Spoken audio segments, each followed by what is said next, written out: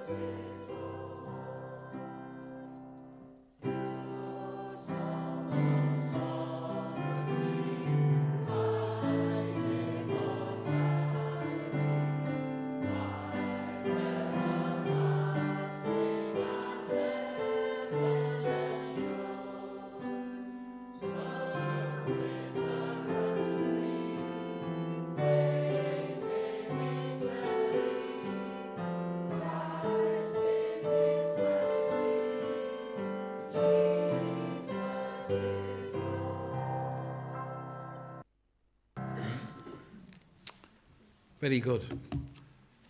Now we're going to ask Pat Wright to come up. There she is over there. And we're going to ask Pat something about her walk with God. Come on, Pat. Are you okay? Okay. We're over Thanks. there. Come over there. A bit closer. I'll use this, by the way. Okay. This is Pat, by the way, everybody. Well, I'll find a few things about you, Pat. First of all, whereabouts are you from? Liverpool Town Centre. Right. What era were you born? About giving the year. London. 1946. Oh, she give us it there. 1940. What was your family like? What was your upbringing? There was 5 of us, 2 girls, 3 lads. Right. My mum and dad lived in the old-fashioned 2 up and 2 down terraced. Not much money, but like a lot of people round our way, we were all in the same boat, really. Yeah, right. Did you go to school? I did actually. I know you can't tell that now. Yeah, I did. Right. I went to a Catholic school, Right. brought up Catholic, going to Mass every Sunday. Right, so you brought up going to church. Yeah. Yeah. What was your feeling about church life?